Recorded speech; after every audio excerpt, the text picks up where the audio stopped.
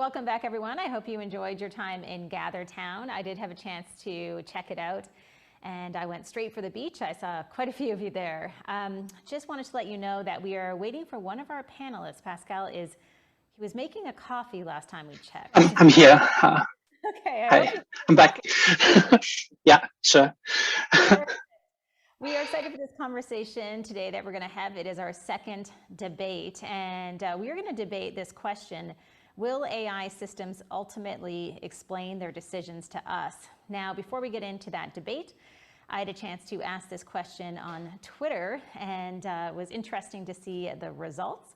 As you can see here, in terms of will AI systems ultimately explain their decisions to us, I'm just going to take a look at the results here. We had about 46.7% of people say no, and 24.4% of people say yes, and then 28.9% said maybe, or maybe they're undecided. So it'll be interesting to see where we get after this hour and a half. Also had an interesting tweet come in on this topic saying, another question is, will AI systems be able to explain their decisions to us? It's possible they will make decisions without being able to externalize their thought process. So we have a lot to talk about over the next hour and a half. So I wanted to introduce our panelists to get started. First up, we have Dr. Frank Rudzicz, who is an associate professor in computer science at the University of Toronto. Hi there. Hi, thanks for having me. Thanks for being here.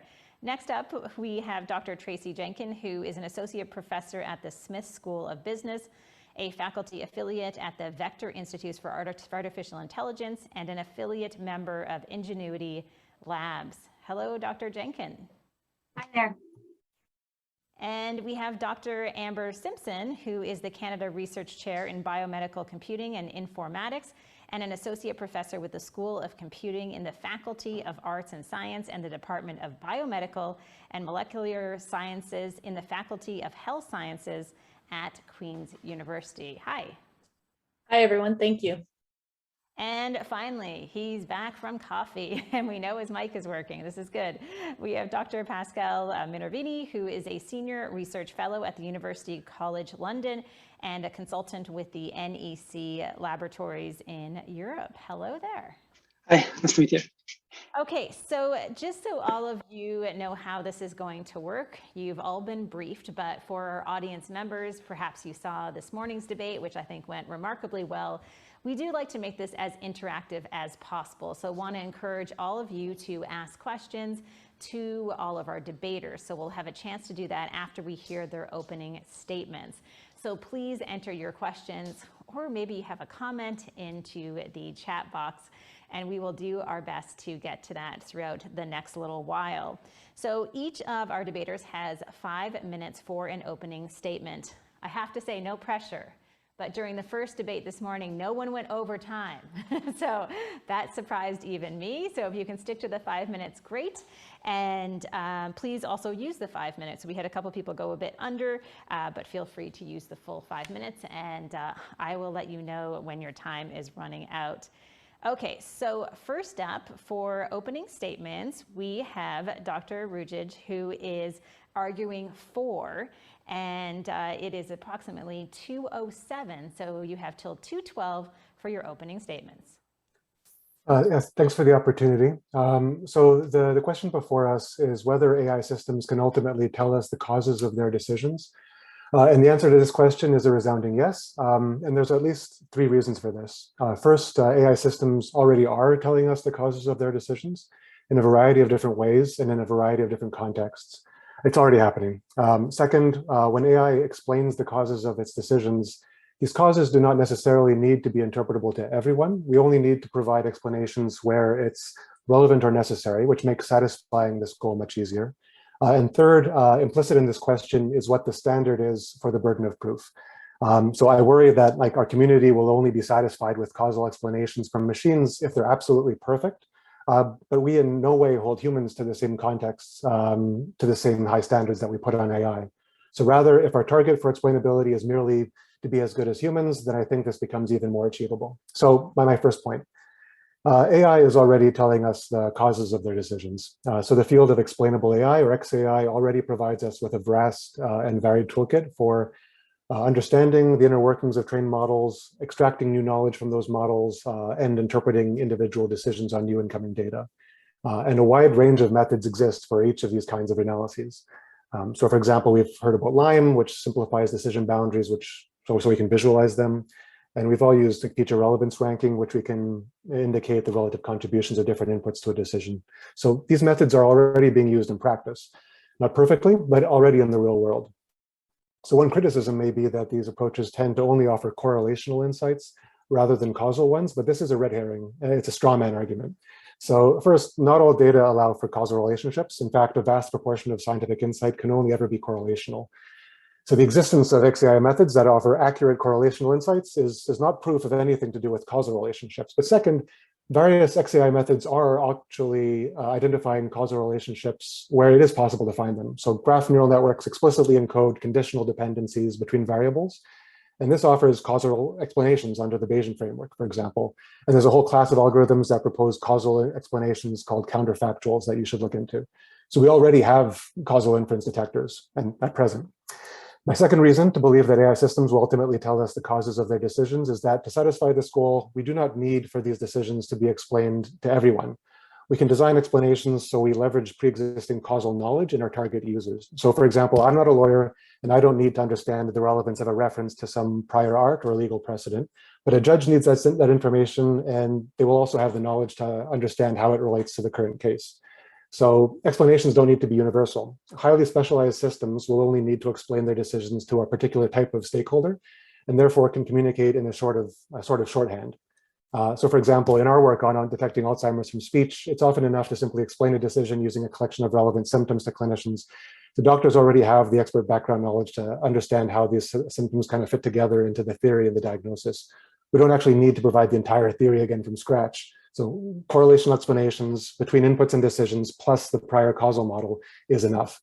And finally, my third point, what is the benchmark we're trying to achieve? Again, in our work on healthcare, we find that the status quo with humans is very subjective. There are human assessments that give the impression of a quantitative analysis, but they tend to be completed with lots of subjectivity. And indeed, like some neurologists we spoke to said that like they can just tell if someone has dementia or not.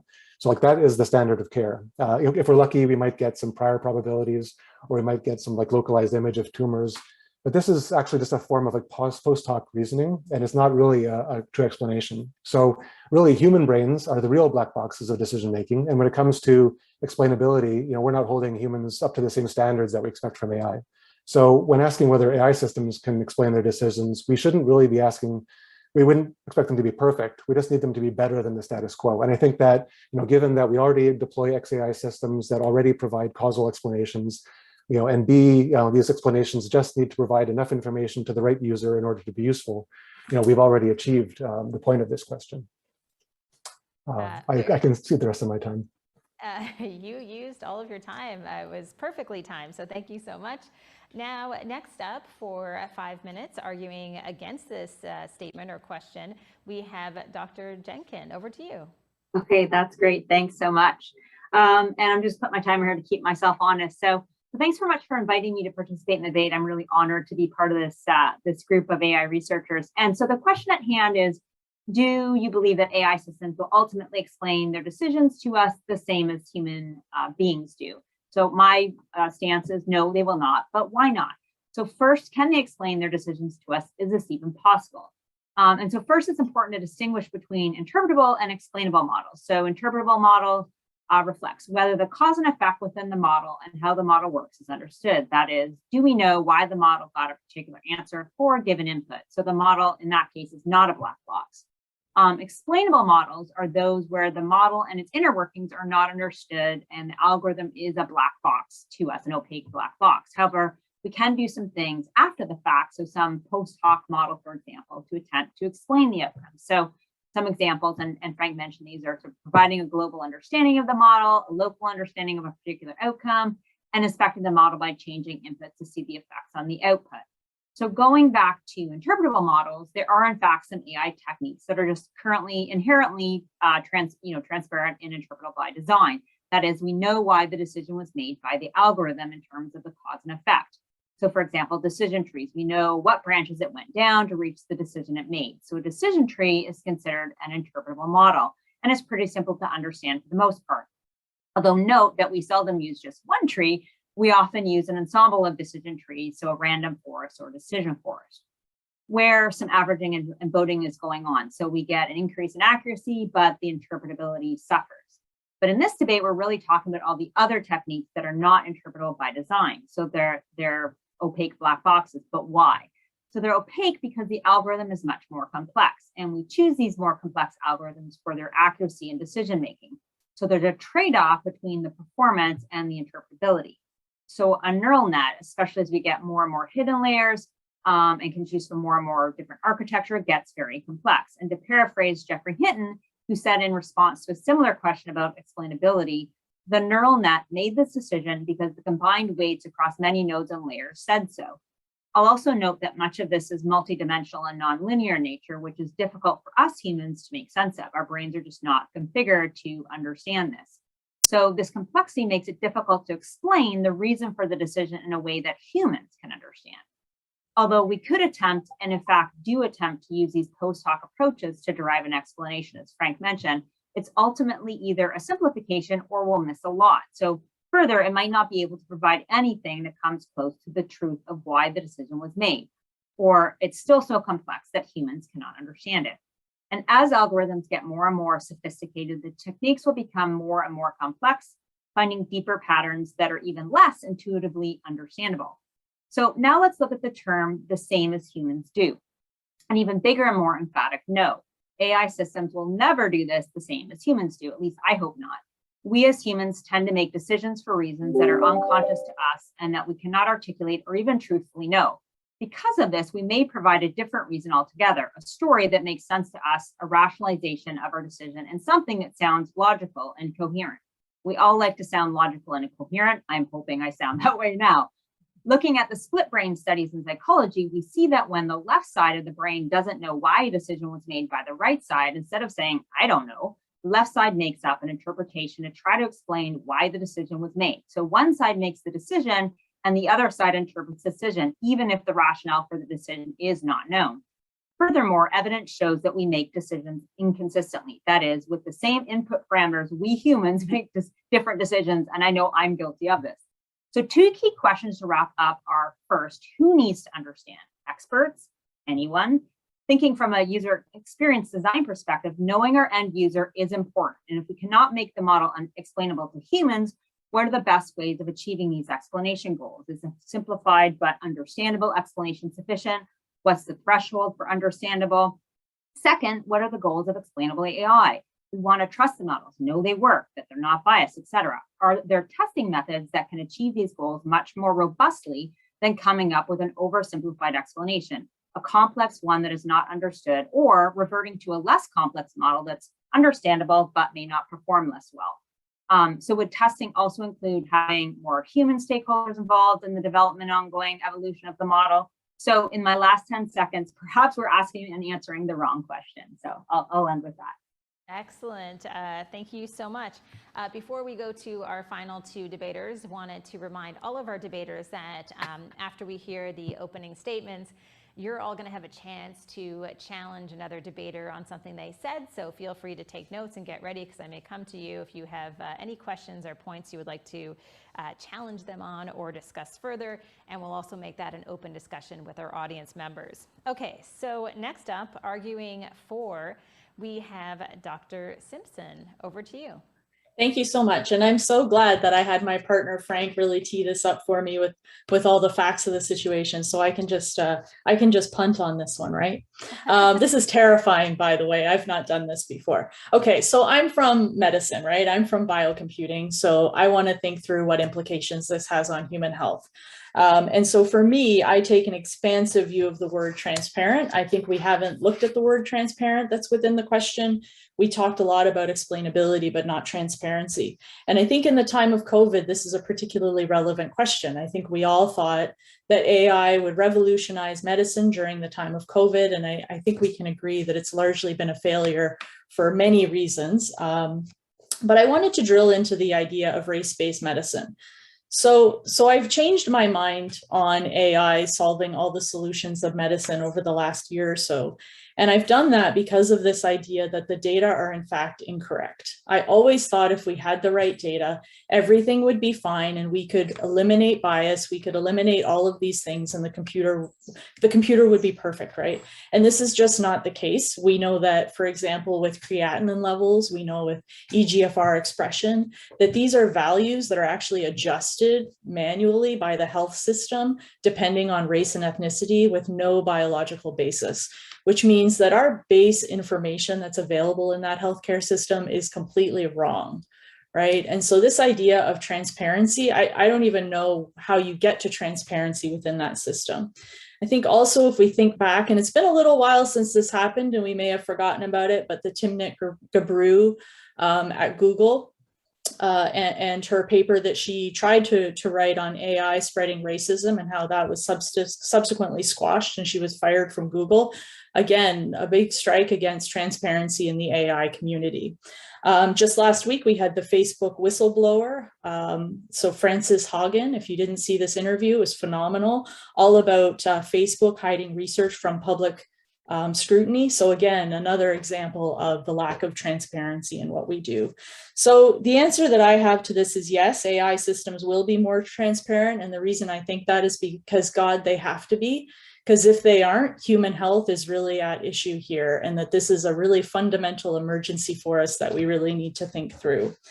And with that, I'll cede the rest of my time. Thank you so much. Thank you so much. You did great, by the way. Very good job. Okay, so next up, last but not least, he has had a bit of an unfair advantage because he had time to drink his coffee. We have arguing against Dr. Minervini. And where are you located, just out of curiosity? Right now, I'm working from home in Italy. Yeah, from Milan. Well, welcome. And you have 5 minutes, and the clock is starting now. Can I share some slides? Am I allowed to do that? Maybe. I don't have any debate rules that were given to me, so I would. Yeah, because I've got some content if you want, and I think it's easier in that way, yes, in a I sense. say go for it. This is a pretty loose debate structure. Okay.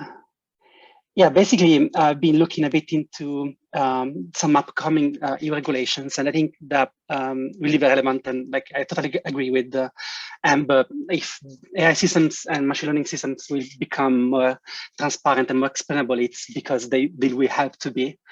Because we all know that, for example, machine learning is developing fast, and it will influence many aspects of our lives, like healthcare, recruitment, or credit scoring. But at the same time, applying AI in such domains implies a lot of potential risks. For example, opaque decision-making, discrimination, and lack of robustness. And for this reason, and this is strongly related to what Amber just mentioned, there's an increasing need of developing AI systems that we can trust.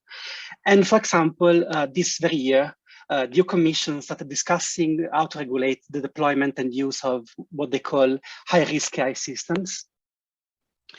And they define as high-risk the AI systems used in, for example, critical infrastructures like transport, educational and vocational training, because they might determine the course of someone's life, employment, like as mentioned, recruiting and CV sorting, and essential public and private services like credit scoring or healthcare. And the EU Commission is considering to subject those AI systems to some quite strict regulations. For example, by enforcing those systems to have some risk assessment and mitigation systems in place, to be trained from curated data sets, whatever that means, they don't really specify that. To provide clear explanations for the predictions to users, and this is super related to what we're discussing now. And also to provide high levels of robustness, security, and accuracy. And I think that the main problem now is that those requirements automatically disqualify 99.999% of all the machine learning models we are working on at this moment. Because, for example, right now the community is mainly focusing on representation learning and deep learning. And representation learning and deep learning models tend to be very data inefficient. They need very, very large quantities of data to generalize properly. And we all know that it might be very hard to obtain very, very large quantities of data that are also curated and manually labeled and scrutinized by experts.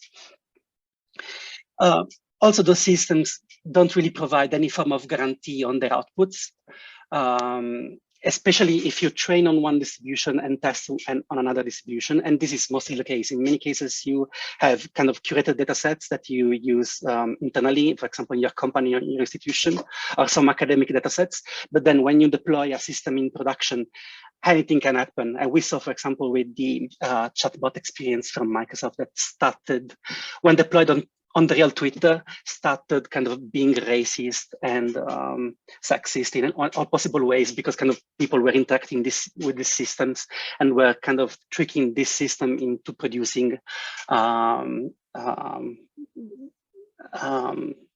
this kind of outputs, basically.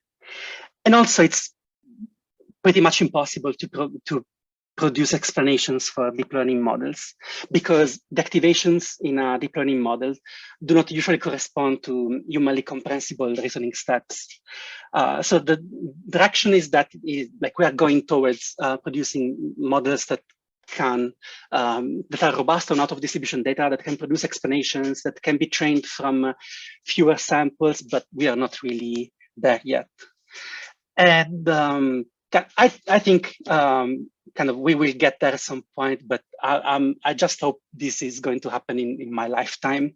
Because, for example, in a work we did, which was led by Ohana Kamburu from Oxford, in a work we did last year, we analyzed systems that can produce jointly predictions for their predictions and also natural language explanations. So the model is going to say, yeah, this is like the class for this instance is 1 because blah, blah, blah. And it was also producing a natural language explanation for its prediction. And what we found is that it's extremely simple to trick those models in producing explanations that do not make any sense. For example, it's very easy to make those models predict stuff like, yeah, this is true because, for example, a seagull is not a bird, which we know it's clearly false. So I think that's kind of, we are on the right path in a sense. It's just that I don't think that kind of having kind of machine learning models that are both accurate and with some degree of complexity, and at the same time can produce a robust out of distribution data, can produce a natural language like sensible explanations that accurately reflect how they work on the inside. Like, I don't think we are there yet, basically. And maybe it's some like, I hope it's just a matter of years, and it's going to happen kind of in the next few years. But I don't think it's kind of, I don't think we are there right now. And I hope kind of I stayed in the time limits, maybe not, because I went a bit of a rant. So. 1 minute off. We'll blame the rain and the time change. How about that? Okay, so just wanted to remind people who are watching right now, we are looking for your feedback and your questions and your comments. We have just over 15 minutes to dive into some of your questions and comments. I do want to give the panelists a second now to perhaps challenge another debater in terms of anything they said, or pick up on the discussion. This is really a friendly discussion. So first of all, can I ask any of the debaters, anything you wanted to pick up on? Maybe you left something out or something sparked a thought as you were listening to the other debaters? I have like 2 or 3 things. Is that okay? Go for it. So I think we're all kind of almost debating the same thing. I think the question's worded in a way that we can interpret it in different ways. And it sounded at some points that Dr. Minervini was actually arguing for our side, that this is going to happen eventually. This won't happen now. It depends how you interpret the question. Now, I wanted to respond to some specific things that Dr. Jenkin also said. So maybe I'm also interpreting things wrong. I only have a human brain, so maybe my interpretation is incorrect. But she mentioned that that Jeff Hinton said that, well, neural networks are basically these complicated connections of nodes and their connections to each other, and they don't, kind of allow themselves to the kinds of, if then else explanations that make sense to humans. But also, really humans are no more than complicated collections of nodes in their collections. They're even more complicated and baffling than the artificial kind. And then you should also mention some really interesting things about, how reasoning breaks down in humans. Cool stuff about the split brain phenomena. It reminded me a lot of the book Predictably Irrational by Dan O'Reilly, talking about all the ways that human reasoning kind of falls apart. So I think we're actually totally in sync about most of this stuff. I just kind of think that, this is a good example of where our benchmark is. Like, what are we trying to achieve when we're talking about an AI being like interpreting or explaining its decisions, if humans can't really do it themselves, right? Like, there's a paper from 2011, I think, where it was found that the decisions made by judges, and I think one of these local circuit courts, was like really dependent on these external factors. So it doesn't matter what inputs they received in terms of the case, but if they were well fed, like if it's right after lunch, their decisions totally changed and they were more lenient. But they would never explain their decisions in those terms. They weren't even aware that they were making these decisions. So, like human beings, again, like the way we make decisions is really kind of all over the place. And like also want to acknowledge that XAI can fail. So Dr. Minervini showed, there's like here's all these examples of AI failing. But like I just pointed out, I mean, humans make mistakes also. And so we just don't kind of hold it to the same standard. I really think, in fact, we understand how AI works, like the neural networks, better than natural neural networks. We understand how deep learning works better than actual neurology. So, not only can we apply the same kinds of post hoc methods that Dr. Jenkin was talking about, onto our decisions made by neural networks, but we can actually like probe the neural networks. We can actually measure each individual neuron and their contribution to the decision in a way that we just can't with people. So I mean, I go a step further than the question and say, like, not only can AI systems ultimately tell us, like, meet human performance, but we'll be able to tell a lot more about how AIs make decisions than we can with humans. Again, like Dr. Minervini said, like not immediately, but ultimately. Thank you for that. Dr. Jenkin, I just wanted to give you a chance to maybe respond to some of those comments. Yeah, no, I think as Frank mentioned that I think we're actually all on the same page, and it's how we're looking at this question. In fact, what I really liked about what Frank mentioned was, we really need to understand the type of stakeholder we're looking at, right? Who's our audience for these explanations, right? Is it an expert that's interpreting it, that might then go, know to trust the model, or is it just anybody, that a human that can read or might be the recipient of this decision, right? The beneficiary or not of the decision. And I think the idea of understanding what is our benchmark for an explanation, what's our threshold, what kind of explanation, right? One thing we didn't quite get at is the kinds of explanation we as humans would want, right? Or that we sort of said what we give, and they're maybe storytelling, but what is going to be an acceptable form of explanation. I think also this idea of the fact that the explanations can be wrong is something is not a reason to not give the explanation. In fact, that's sort of saying, oh wow, we might say the decision it got to is right, but if it told us, especially if we add on this layer of we're trying to add on a model to say why it did it, do we have to dive in to say, well, we got to fix the explainability part, but the decision was still right. Are we fixed? How do we really know that that was the reason for the decision? It's sort of, you're getting into what are you fixing, what are you correcting? But I think maybe we should strive for trying to get there, but there will be mistakes. I think I like the idea of adding on this another level of testing to say, let's not just rely on explainability alone. Let's actually say, what additional things can we do in terms of testing throughout the whole development cycle and ongoing? What are all those checks and balances that we need to do to make sure we can trust in the results, and that they're not changing over time, et cetera. So that would be just some additional thoughts. Absolutely. So Dr. Simpson and Dr. Minervini, I want to give both of you a chance to share some comments before we go to audience Q&A. We have a lot of questions that have come in so far. Dr. Simpson, I'm going to jump over to you. Just any comments on what our debaters have said so far during this Q&A portion? Yeah, following up on Tracy's comments, in medicine, it's not like we exactly have this right outside of AI, right? So if we're treating a cancer patient, we treat them, then they fail their chemotherapy, so we give them a different kind of chemotherapy, then they fail that, and we give them a different kind. And there's no real prescription to this, right? It's really a trial and error process. And so it's not like we have some marker available to us that is better. It's really, a physician essentially doing the best that they can. And so some of my physician colleagues, surgeons in particular, tell me, I don't need the AI to explain anything to me. I just need some help. There is no other way that I have of selecting patients for this treatment other than me just gestalting it.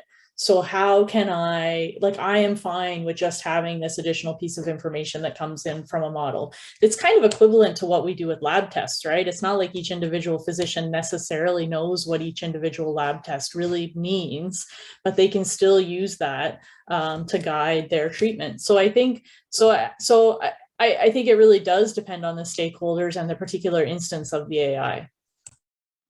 All right, so I'm going to go over to Dr. Minervini for some comments. Pasquale is fine, by the way. I'd just like to say it out of respect. One question to Dr. Simpson. Do you think is it okay not to kind of just to get kind of the prediction out of a model? Because, for example, the model, especially if you rely on kind of those kind of more recent machine learning models that kind of work with that are less transparent, let's say, from rather than compared with to more classic models like decision trees or logistic regressions, would you be okay with just kind of getting the prediction out of the model? Because, for example, one thing that was observed in some papers is that those models can give you the right predictions for the wrong reasons. For example, I was reading about a system for detecting pneumonia from chest X-ray scans. And this system was very accurate on a specific data set that kind of clinicians plus machine learners used to train the model. But then kind of at a deeper inspection, people realized that this system was not looking at the chest X-ray, but it was looking at some kind of magnet that the radiologists put on the scans, and this marker, this thing that radiologists were putting, was telling to the system in which department of the hospital the X-ray scan was being taken. And so basically the model was relying almost exclusively on that. So basically the predictions were right, but they were for the wrong reasons. And do you think is it still okay to just rely on the predictions without kind of having a deeper inspection of the model? Well, I think it would never get through FDA or Health Canada approval if that were the case. But I think you could certainly do it as a checks and balances just to make sure that it's not picking up something weird. So we see that kind of thing in imaging, that it'll pick up some weird variable in the imaging, and it could be related to high-risk disease. Maybe it was because in that X-ray example, the pediatric patients were being scanned in the pediatric department. They're higher risk, right? So they're going to go on to a poorer outcome. And that's actually what the AI was indirectly picking up on. And so I think certainly to constrain it makes sense to do to some degree. But I think there's plenty of things in medicine, like you don't want to have an outright error, right? Where it's really looking at something wacky. But I mean, if you think about, multivariable analysis and things like that, physicians can't always resolve that stuff in their own minds anyways. So I think it's reasonable to not be able to explain every single step of the AI. And I think the other thing to keep in mind is that we really iterate on accuracy, but physicians think about negative predictive value and positive predictive value more often than they think about accuracy. All right, so we are going to have a couple of audience questions. We are getting to the point, I think, where we're kind of agreeing with each other, which is great. This happens in this open discussion. A reminder, in just a few minutes, we're going to go to some closing comments from each of you in terms of why you're arguing for or against. That will happen in 20 minutes, 10, 20 minutes. But first, we want to be able to answer some of the questions that have come in. I'm going to direct the question at an individual, but by all means, if you wanted to jump in, please feel free to use the raise hand functionality that is in Zoom. I'm going to ask this first question to Dr. Rudzicz. This is from Ali, who asks, the human brain is also made up of very complex neural networks that in an individual level are as explainable or much less so than our artificial deep neural nets today. So how can we claim that human decisions are explainable while AI could not be explainable? Thanks for the question. Yeah, I think that's pretty much what my point of view is also, right? I think, you know, when we talk using language and when we rationalize things to ourselves, we kind of humans think in terms of like this, then this, then this. But really, that's kind of like a layer on top of like what's really going on in our actual skulls, in the actual model. That again, science still doesn't understand. We don't know how the brain really works. So I think, you know, because of this and because of like our perspective bias, we hold ourselves as like the gold standard, and this thing, which is much more complicated, is more than 7 numbers, so it's really hard for us to fathom what a neural network is actually thinking. We don't hold it to the same standard, and I think that's natural. That's a natural response. But I think, you know, if we kind of get over that bias, and then some of the other panelists talked about, you know, methods that can be put onto this model to highlight either things internal to the neural network model, like this is where you know, the relationship between symptoms and a drug are encoded, and here's where the drug and adverse events are encoded or something. And then we can look at that, and in terms we can understand, then I think people will be satisfied. So yeah, I think we're totally in sync. You know, we just need to not be scared of the machine. All right, a question from Ramsey for Dr. Simpson. Are there different thresholds for transparency and explainability for different applications? Perhaps a higher standard for AI in medicine versus smart traffic lights. How would we even know what these thresholds are? Yeah, I think that goes back to the stakeholder discussion, right? That I think you need to have the right people at the table to design these AIs. So for example, in medicine, there are very low risk, you know, things that you would want to predict. That really wouldn't harm the patient or not. It would just maybe decide which building they go to receive their treatment, because that would, you know, improve some queuing aspect of the visit, right? So there's a lot of low risk things where I think AI could have a tremendous impact, and those are really great to implement right now because you don't need Health Canada or FDA approval to do that. So I think it just is highly variable to the stakeholders and the task. We have a question here for Dr. Minervini. Right now, we have black boxes that record the actions of human operators, and when there is an issue, the data is analyzed. Now, if an AI system was in control, would the system of data analysis scrutinize the AI more compared to the human operators? Also, how do you update the AI system if we can't even understand why the AI failed? This question is from Yunal.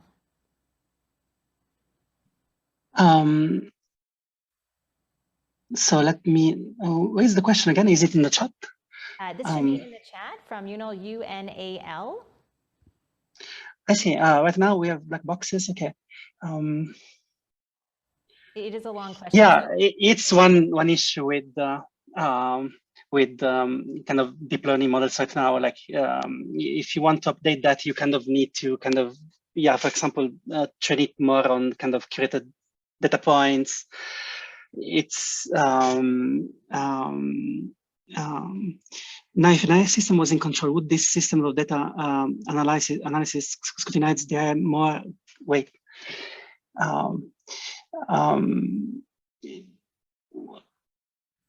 So I don't get the question. So now, if an AI system was in control, would this system of data analysis scrutinize the AI more compared to the human operators? Yeah, I'm not sure about this aspect, but if we why don't we do this? Why don't we ask the person who asked the question just to clarify a little bit, maybe make it kind of more shorter or more concise? Like, well, and we can maybe. Because we do. Maybe Yunal can chime in directly with the mic. Sorry? Maybe Yunal can chime in with the mic, if that's possible. I have a question here for Dr. Jenkin, so let's jump to that for a second. This is from David. What does it mean to hold an AI system more accountable than humans if the AI was designed by fallible humans? Yeah, I think that's my point, right? That we can, as humans, make the exact explanation. So, you know, are we just sort of asking the AI to invent stories, right? That we as humans can't really explain our decisions. So we're sort of expecting the AI to hold up to a greater threshold than we ourselves are held up to. So I think we're in agreement there. Great. Dr. Minervini, I'm going to come back to you. I don't know if we had the question kind of tightened up by the person who asked it. If not, I have another question for you from Gerald. The question is, does explainability or transparency require shared assumptions?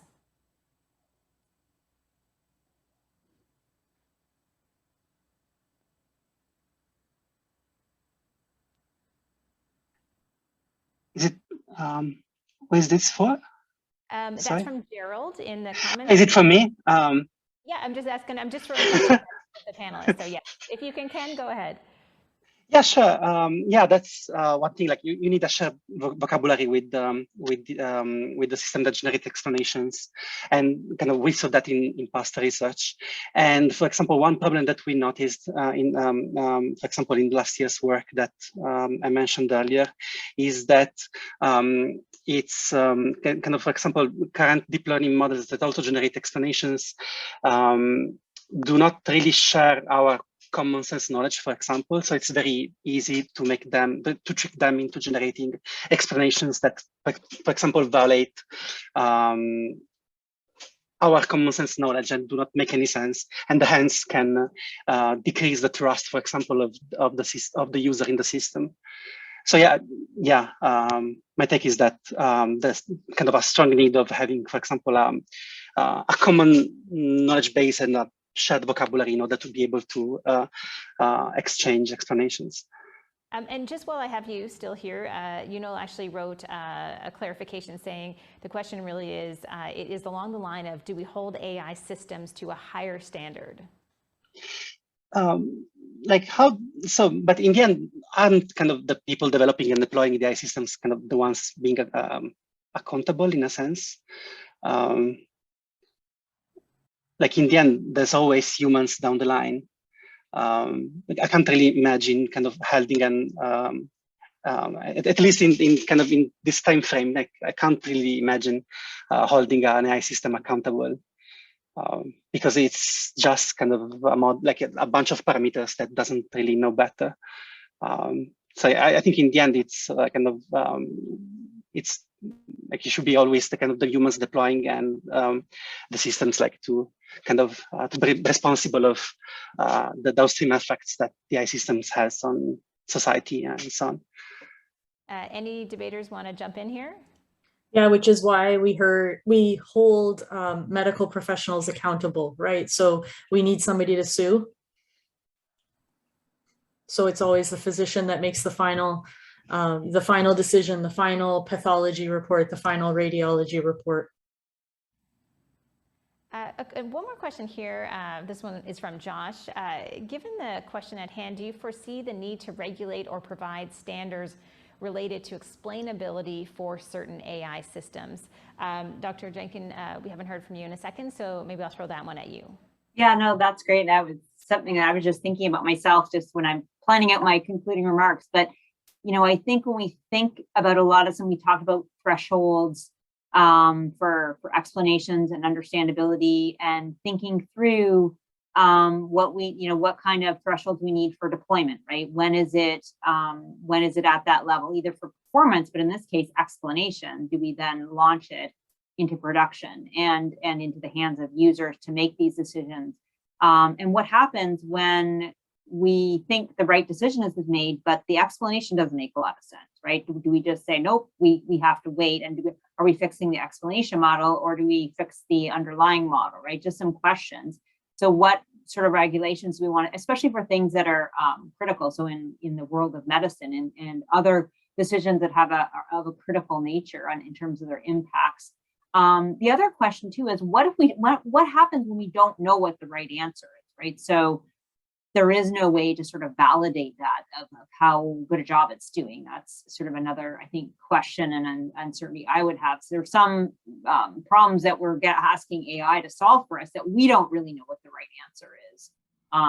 So what do we do in those cases? But I think that is an excellent question that we should be thinking about. What are the things, whether it's thresholds for performance and so forth, things that we need to have happen. The other thing is what happens. A lot of these things change when they're what I call in production. So the performance or the explanations change or degrade in production. So we can have some checks and balances in that system to know when the AI is not performing at a level that meets the threshold. So I guess short answer. Yeah, thank you for that. I'm going to do one more question here. This is, I want to say it's a fun one, but it's really not that fun. It's just kind of an interesting one. It's a hypothetical question that came in from Josh. And the question is, which of the debaters would fly in an AI piloted aircraft that was taught to fly using data rather than engineered using more traditional physical models and engineering design methods, which in brackets he says, granted, are often based on experimental data.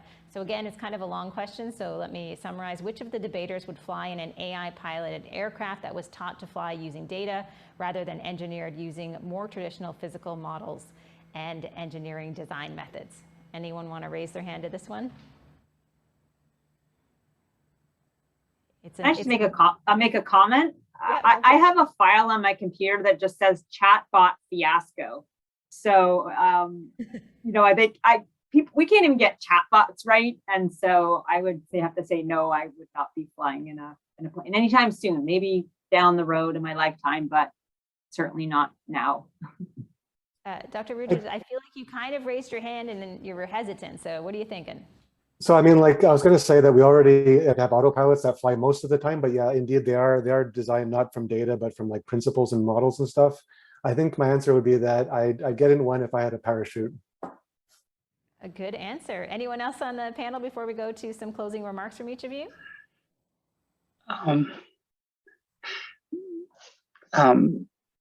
Amber, do you want to mention something? Because kind of there's some, so one problem with, so it probably depends on the AI, because for example, one problem with modern, for example, deep learning models is that they tend to be vulnerable to, for example, what they call adversarial examples. So for example, if in the context of self-driving cars, since kind of we are kind of talking about unmanned vehicles, you can show that, for example, you can have a computer vision model that's able to detect stop signs, but then it's quite easy to, for example, to add some kind of innocuous stickers to the stop sign, like to do some very, very small graffiti that look legit to us. And by doing so, we as humans still keep recognizing the stop sign as a stop sign, but then the computer vision model will start recognizing the stop sign as a speed limit signal. And so the car will, for example, speed up rather than slowing down and stopping. So like, until we can't kind of really kind of build machine learning models that are both accurate and robust and trustworthy, I don't think I would feel safe in, for example, going into a self-driving car or some other stuff of some other kind of unmanned vehicle. There's a raised hand from Tracy. Sorry, Dr. Simpson, just before we go to closing remarks, I think you were a hard no on that one. I have a Prius that has lane detection, and it can even figure out the line in bright sun. So I don't think I'm there quite yet. Dr. Jenkin, you have your hand up? Yeah, just a quick, and I'm with Amber. I have a car that's supposed to hug and my husband's like, don't turn that on, it will kill you. And so I don't really trust that part of my car either. But just a comment too, and it's sort of picking up on something Amber said in her opening remarks, and we think about the transparency of this algorithms, and a lot of too, what we're trying to, and I sort of mentioned it a little bit in some of my comments, just about the fact that what are our goals? We want to trust the decisions. We want to see that there's no biases in there, right? And I just, over the weekend, I happened to open up some mail that I'd been just letting sit by my desk because I didn't view it as important, and noticed that there were credit card, invitations to my husband and I, who, for all intents and purposes, make around this, like, everything similar about us as a married couple in terms of careers and incomes and all that kind of stuff. And I was horrified by the fact that he was being offered substantially more in terms of loan offers, right? So, I mean, of course, the data scientists and you wanted to go back and inspect what data are you, I mean, I can literally predict what data they're using and not using, but that to me was just, I was like, yep, I just got hit with that. Great. And anyways, so that was just, again, the reason we want, even just as consumers, to have these models not be so biased and have better features that are being used to, make decisions about things like, loans and credit limits. Absolutely. And I'll get off my soapbox right now. We're not even Black and Indigenous, right? We're yeah, white. exactly. Yeah. One very quick thing about that, maybe. So basically, one problem is that you can say some attributes, let's say gender or religious group, are protected, so the model should not be using them. But maybe there are some other attributes that the model is allowed to use that strongly correlate with the protected attributes. So maybe even if you kind of hide some attributes like gender or religious groups or ethnic group, the model might still be kind of picking on something very, very correlated to those and make predictions based on those. But until you get explanations for faithful explanations, not just what you want to hear from the model, you're not very likely to know that's happening, basically. Well, thank you all. So we are going to get closing arguments from each of you. I just wanted to let people know who are asking questions. I do see questions that came in from Hugh, from Cecilia, from Jason, from Andrew, from Jondon. So many of you have asked questions so far. So we'll try to get to some of those when we have our final Q&A. And also a reminder, and no pressure to our debaters, but all of you are going to get a chance to vote in a poll on who won today's debate. So you won't be voting for I know, no pressure. I'm sorry, Dr. Simpson, I shouldn't have said this right now, but you won't be voting for an individual, you'll be voting for a team. So maybe that makes it a little bit easier, either the team that is arguing for this question or statement or the team that is arguing against. So I'll let you know when that poll is up and running. And I hope that these closing remarks will influence your decision. So I want to make sure that everybody has time for about 5 minutes max each, starting with you arguing for Dr. Rudzicz. Thanks. This has been a lot of fun, and I think I want to thank you also for organizing us and keeping us on track and keeping the conversation so lively and engaging. I think one thing that I want to add that I didn't talk about before was that I think we should disentangle the ideas of accuracy, generalizability, and bias from the idea of explainability, which is what the question is really about. These are all kind of separate ideas, but I think they're all important. Obviously, we've been talking a lot about generalizability and accuracy, which again is super important, but it's not exactly the same thing as explainability. So if a system trained in one spot doesn't generalize very well, this doesn't really have to do with whether or not it's explainable. In fact, I want to point out that explainability is actually the tool that we use to identify this problem in the first place. So there's this old paper that kind of kickstarted Explainable AI in healthcare by Caruana et al., C-A-R-U-A-N-A. And what they did was they basically wanted to predict outcomes for people who were coming into the hospital presenting with, I think it was pneumonia. They're fed in all these demographics, and the main thing was that they wanted to identify which demographics contributed to those decisions, essentially doing explainable AI. And the weird thing is that the model found that people who were 80 years of age and older actually had the best outcomes. So if you're older, you have great outcomes, which is kind of totally contradictory to what the theory was. So normally this would be another example of AI weirdness that everyone likes to pile on. But so the authors actually dug in a little bit beyond just the data set, into the whole empirical process. And they found that the hospital where they were conducting this study actually had a policy where people presenting with pneumonia who were 80 and above were at risk. So they moved into the ICU where they got all these resources applied to them, and therefore they had better outcomes. So, the main thing is that explainability is really a separate idea than, performance and bias. I think, related but separate. But also explainability, can actually work to help identify these problems in the first place. So I think that's an important reason why we have explainability already being deployed currently. I'll just repeat, we're already seeing explainable AI in various forms, being deployed in different ways. Sometimes there's a very light touch of explainability, but it's already there. We didn't get too much into like causal explanations versus correlational explanations, which are like two completely different statistical frameworks. Usually AI focuses on correlations. But I think, as I mentioned earlier, there are examples of explainable AI that uses like Bayesian or causal inference or counterfactuals I mentioned. So there's even examples of the hard cases too. And I think, like we talked about a lot, it's important to know where the standard is. AI is never going to be perfect. What even is perfect, but it can be very useful. And I think, as we continue to chip away at issues of bias, generalizability, explainability will help us to do those things, and explainability will also continue to improve. Thanks. Thank you so much. Dr. Jenkin, arguing against with your final comments.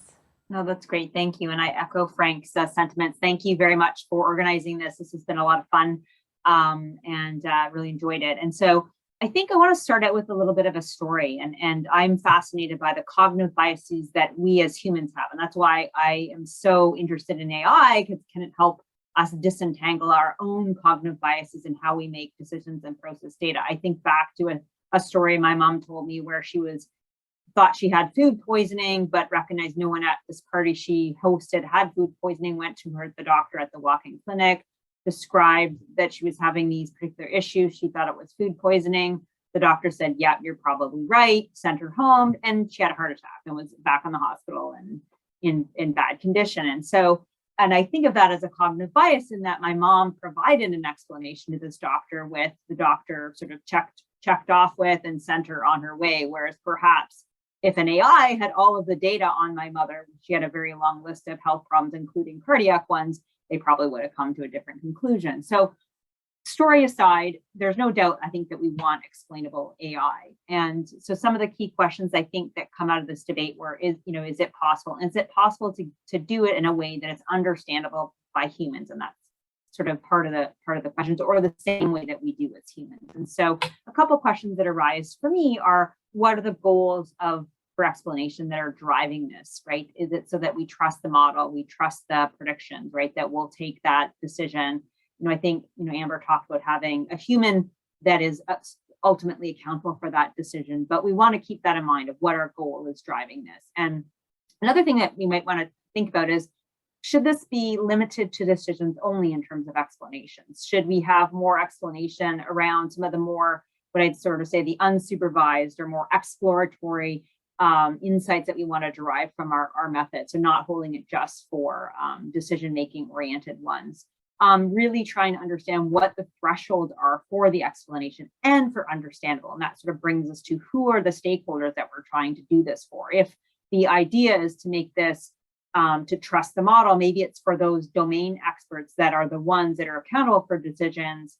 One of the, I think, challenges for humans is that we have trouble making sense of statistical information, right? So what does it mean when 20% of the decision is based on this variable, another 10% is this, and 0.5 is, can we really truly make sense of that? So another question that we might want to answer to that. So the other question is, what happens when we don't get that explanation right, but we get the right decision? So how do we disentangle whether the problem is from the explanation or model part of it, or the actual underlying model? And what happens when we don't actually know what the right decision is? And I think Frank's example was a great one, where there was other factors at play leading to some good outcomes with the folks over 80. So can we add additional tests for that goal of being able to trust our models? So not just relying on these explainable models, but adding a lot of further robustness tests, not only in the development of the models, but throughout its life cycle as we're using it. So I will leave it at that. Thank you so much. Next up, we have Dr. Simpson, who is arguing for the statement of will AI systems ultimately explain their decisions to us? Dr. Simpson, your turn. Thank you so much. And also echoing the comments that this has been wonderful and such a great moderator. Thank you. So look, again, I would just echo that they need to be explainable, because if they aren't, they just won't get through things like Health Canada approval and FDA approval. Even though there are some alternative mechanisms through the FDA right now, there's still a sense that things, we need to know what's going on in the model, at least to some degree, for it to be usable. And then the last thing I'll say is that, I think back to this transparency issue, I think we have to hold corporations accountable that are designing a lot of the AIs that we use every day that we don't even realize that we're using. I'm thinking of the Googles and the Facebooks that are really fundamentally changing the world that we live in. And I think we are at this point in time where I hope as AI scientists that we aren't making horrible mistakes. I used to think we were on the side of the good guys, and now I'm not so sure. The things that we see that come out with respect to bias, I think are just, we got to sort this stuff out in order to save the world. I think what we do is really important, and these conversations are really important, and we need to keep pushing ourselves to be better. And then my very last point, if you don't like any of my comments, you should still vote for me, because I have like really cute pets that have been listening this whole time, and I will take my final time to end with that. Thank you. Oh, wow, that was a surprise thrown in there at the very end. That was a bold move, wasn't it? It was a bold move for someone who made us think that she was a little nervous about this. You just threw that in, brought in the cats, and you're good to go. So now all of a sudden people have to think, hey, my dog is beside me right now, so I appreciate that animals can be very persuasive in these conversations. All right, he's going back to sleep. Okay, so finally, in terms of arguing against, we have Dr. Minervini. You are our last closing statement for today, and then we're going to go and ask everybody to vote in the poll. I'll tell people how to do that in just a second, and then we have just a final wrap-up of this conversation. So I'm not really against. So basically, I believe that we will get to some point where machine learning systems and AI systems will be fully trustworthy and explainable. And one direction I really like that maybe some people here can be interested in is about bridging symbolic and neural models. And the idea is that if we rely, for example, on rule-based models, like on models that can do, for example, proper logic reasoning, logic deductive reasoning, we get a lot of things that we can't get via classic machine learning systems, because, for example, logic systems like rule-based systems can produce faithful explanations for their outputs, can be inspected by humans, can be learned from like fewer examples, can provide guarantees on their output. So you get a lot of things from symbolic computation models that you can't get from neural or other types of sub-symbolic models. And one direction I really like is that people are kind of engaging with in the machine learning community, is about kind of how to combine those two systems and, for example, delegate the perceptual part of the task to some neural network that's kind of, for example, in charge of detecting object in an image. And then there's, for example, a logic-based component that does, for example, the logic processing and deductive reasoning in order to, for example, try to forecast what will happen next. And I think this is a kind of a really kind of promising direction that that eventually may lead us to where we want to get in terms of trustworthiness and explainability. Excellent. Thank you so much for that. I think our poll should be up. If it is, yes, I see it there. You can click on the poll icon at the bottom of your Zoom screen, and you can vote for the for team or for the against team. Don't worry, they won't know who you voted for, so you don't have question. Yeah. So we'll get Explainable AI eventually, but like in like what's the time span? Like 10, 50, Of the poll 1 year? results? No. The kind of we will get this, but like when? Like, is it okay if we get this kind of in 100 years? Does it count as a 4? Well, so basically it's a good question. I mean, basically they're just voting for the for team or the against team. So based on the arguments that you've put in front of you, Dr. Simpson took it in a new direction with the cats. So, I mean, we have the data in terms of this conversation. So that's what they're going to be voting for, to basically say they agree with your arguments and agree with your opening remarks today. So that is the poll that's taking place. And in just a few minutes, we'll reveal the final results. But now is a moment for all of us just to have a final discussion around this topic. As I mentioned, we have quite a few questions. Sylvain has not a question, but a comment saying, I would like to vote for the for team, but I can't explain why. So you don't have to explain why. That's the good thing. You can just click on that little button and that's all you have to do. Thank you, Chris, for that. Chris is doing all the sound effects behind the scenes.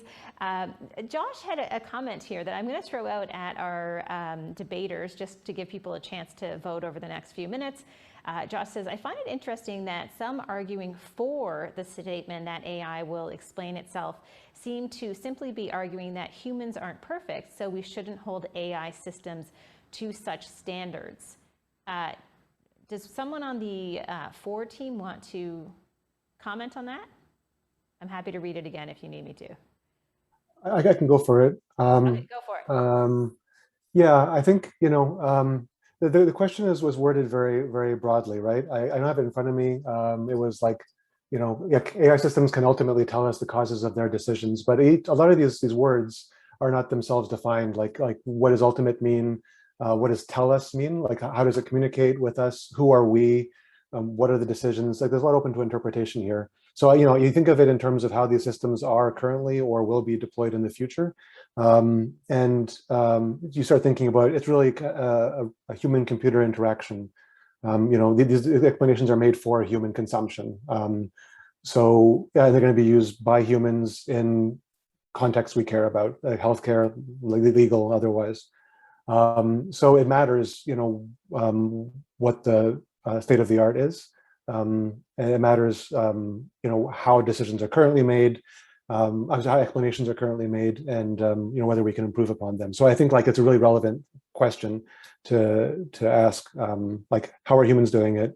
I mean, if you want, there's a lot of papers, like literally almost every machine learning conference now has either a tract or a bunch of papers about explainability.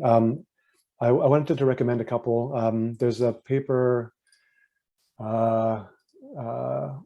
explaining deep learning models using causal inference by Narendra et al. From IBM. And there's another one on counterfactuals and causability and explainable artificial intelligence by Chu et al. From Australia and Portugal, where they dig deeper into the technical details about how this is going to be done, beyond the interface, but actually ignoring correlations and focusing on causation. So even that level of detail is there's a lot of effort in that area. So we can go in that area too. We just wanted to focus a bit more on the usability question. Great, thank you so much for that. I do want to get to a few questions while we just get our poll results. Want to say that we've had about, I think 64% of our attendees have voted so far. So we would love more people to vote. And we just have a few more minutes left. Again, click on that poll icon at the bottom right, or really the middle of your Zoom screen. And super easy, you can vote for the team there. We do have a question from Jason that says, how do our speakers recommend that AI systems are promoted when explainability is perceived by stakeholders to be lacking? I think at this point, I'm going to kind of give people on the panel, if someone wants to just jump in and answer that question or leave a comment. I know we've had a chance to dig into some of these issues, but anyone want to pick up on that? I'll read it one more time. How do our speakers recommend that AI systems be promoted when explainability is perceived by stakeholders to be lacking? Maybe I'll jump in. Yeah, go ahead. Sorry. Yeah, go ahead. And this is an interesting question, and I actually teach a course where we talk about sort of the broader, as I was sort of mentioning, development aspects and almost like a project management aspect, right? The full life cycle, right? As we're developing out these techniques and really the applications where we're using a lot of these black box techniques into it, right? And I think there's a couple, in that we want to look at as part of that process, we want to understand who our stakeholders are and involve them throughout that process. Now, obviously, if they're the end, if they're patients, for example, right, we need to consider that and consider how do we incorporate them into that process or not, or check in to see whether they're comfortable with these explanations. I think that gets back at that question of who is the tool for, the ultimate stakeholder that it's going to be for. And it also asks the question of what's the threshold, what is the requirement right up front with this application in terms of the level of explainability that is needed. And I think some of the questions that we've been sort of talking about just really point out maybe even the quality of the explanation, right? And how do we actually assess that?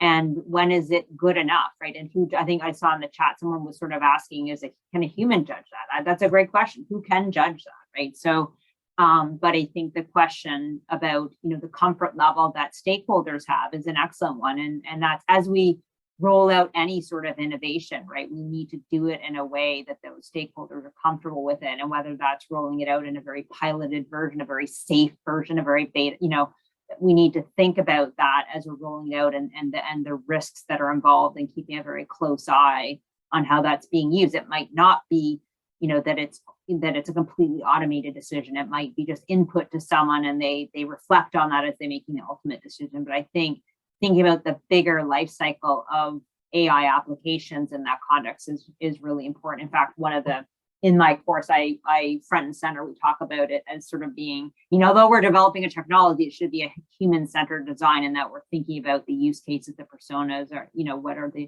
who's using this system ultimately. So. A question from Cecilia. Should we be concerned about AI systems that are so fine-tuned to end users' needs that it provides explanations that we want to hear? We want to hear is in quotes. Want to give you guys a chance if anyone wants to jump in, and keep in mind our poll is still open. So these answers give you a chance to win. So who wants to jump in and give it a shot? Can I briefly mention one thing? So basically, right now, this is a tendency in NLP. In NLP, natural language processing, you have some data sets where you train a model not just to produce predictions, but also explanations. And the model basically is asked to kind of mimic the explanations produced by the humans. And they can get very good at that. But yeah, I shared a link in the chat to a paper, and kind of in this paper we show that even though this model on a distribution of kind of predictions plus explanations becomes kind of very good at mimicking the humans and producing kind of explanations that kind of are very similar to those produced by the humans.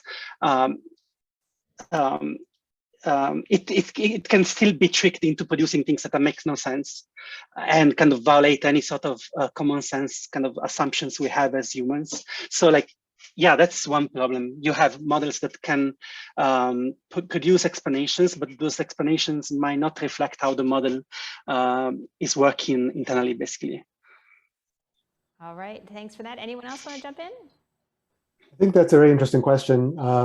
Because one of the main issues in AI has always been like, how do you, like, what goal do you give the AI when you're training it? And if the goal is vague, it can find these shortcuts to give you what you want. And I think Pasquale mentioned, this issue with, like, if you just take that approach, very minor changes to the inputs can give you all kinds of outputs from the accuracy and performance point of view. I think, fortunately, most of the way we do things now with explainable AI, it won't necessarily suffer from that. There's a deep Taylor expansion, the kind of thing where it takes like an image and finds like, this is where the tumors are from a CT scan, for example. That's deep Taylor expansion, or like Shapley values, which works on like any arbitrary inputs. They don't have their own like objective function or goal. They get their quality of fit from the accuracy, right? So So really, there's no human in the loop to kind of tell you what you want in those kinds of systems.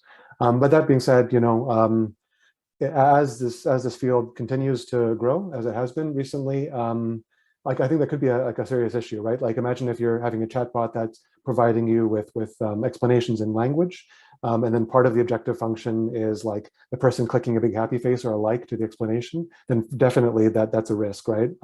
But I think that's a risk that we're kind of aware exists. So I mean, it'll pop up, and then hopefully it'll be flattened using the same kinds of generalization techniques that we apply to AI generally.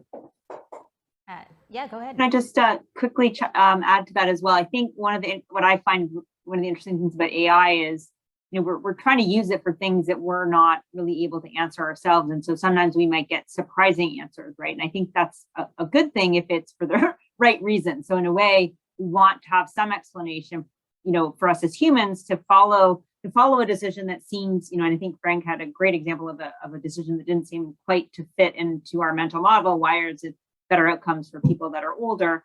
And then we want to find out, well, why is that, right? Why is that surprising result? And when we can get the explanation, we can, get a bit more insights. But I think it goes back to, we don't want to just hear to confirm what we already know, right? We're looking for this novel knowledge, this novel insight, but that's a problem for humans, right? We don't necessarily like these surprises, so we want to have some sort of explanation, but the explanation needs to satisfy that question in our brain.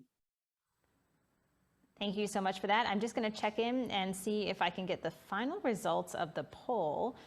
In the meantime, I'm going to make sure that Chris has our applause generator ready to go. He does.